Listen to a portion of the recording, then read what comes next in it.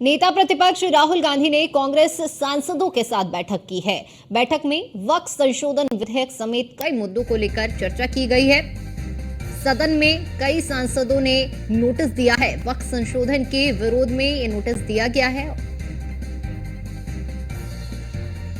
क्योंकि आज ये वक्फ संशोधन जिसका मसौदा आज सदन के पटल पर रखा जाएगा और ऐसे में इससे पहले राहुल गांधी ने सभी सांसदों के साथ बैठक की है और बैठक में चूंकि रणनीति तैयार की गई है, एक तरह से आज जो मसौदा पेश होना है, संशोधन विधेयक पेश होना है, उसको लेकर चर्चा की गई है। साथ ही साथ आपको बताते चले कि सदन में कई सांसदों ने नोटिस भी दिया है। वक्फ संशोधन को लेकर विरोध में नोटिस दिया गया है कांग्रेस सांसदों की ओर से और इसी को लेकर बैठक की गई है। राहुल गांधी की ओर से उन्होंने साफ तौर पर एक तरह से रणनीति बनाने का प्रयास किया गया है कि आगे जब संसद में कार्यवाही के दौरान सभी सांसद पहुंचेंगे तो जब ये सदन के पटल पर विधेयक रखा जाएगा तो इसको किस तरह से लेना है, क्योंकि विरोध भी दर्ज कराया गया है कई सांसदों की ओर से। कई सांसदों ने सदन में नोटिस भी दिया है इस विधेयक के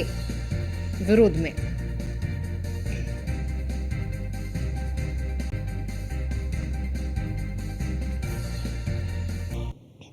और इसी पर ज्यादा जानकारी के साथ हमारे संवाददाता पीयूष तिवारी हमारे साथ जुड़ चुके हैं। पीयूष, नेता प्रतिपक्ष राहुल गांधी की ओर से कांग्रेस सांसदों के साथ बैठक की गई है, यानी एक तरह से सदन में पहुंचने से पहले पूरी तैयारी के साथ राहुल गांधी खुद और उनके सांसदों को लेकर जा रहे हैं।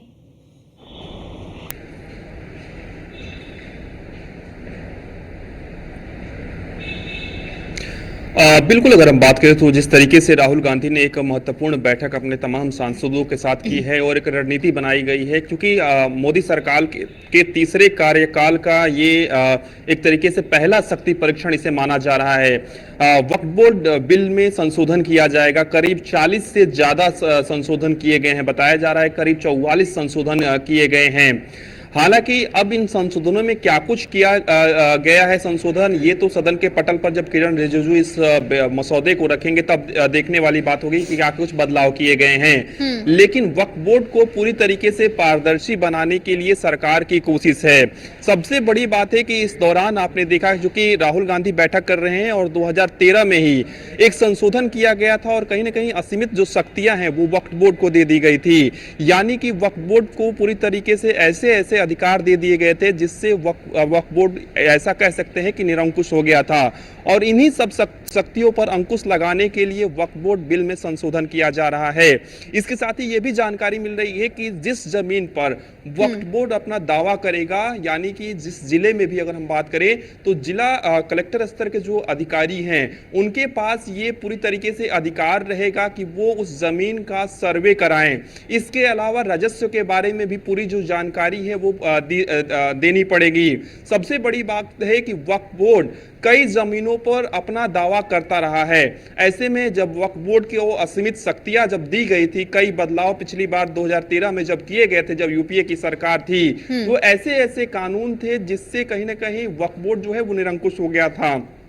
हालांकि चाहे वो मुस्लिम पर्सनल लॉ बोर्ड हो, चाहे वो अन्य कोई मुस्लिम संगठन हो, उनकी ओर से कहा जा रहा है कि जब संपत्तियों का सत्यापन पहले ही होता रहा है तो ऐसे में अब फिर से इस मामले को उठाने की क्या कुछ जरूरत है, और हम अगर बड़े बदलाव होते हैं तो हम इसका निश्चित रूप से विरोध करेंगे। कुछ दिन पहले इमरान मसूद जो कि कांग्रेस पार्टी के सांसद हैं, उन्होंने भी कहा था कि अगर वक्फ बोर्ड एक्ट में बदलाव किया गया तो कांग्रेस पार्टी इसका विरोध करेगी।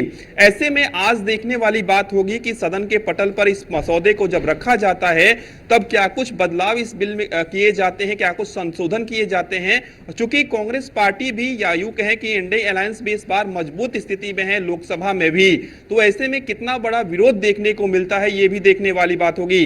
तमाम प्रतिक्रियाएं भी आ रही हैं। आपने अखिलेश यादव का एक पोस्ट देखा जिसमें उन्होंने दावा किया कि संशोधन तो एक महज बहाना है, रेल न्यूजीलैंड की तरह कहीं ना कहीं इसमें भी जमीन बेचने का कहीं ना कहीं ये बहाना है।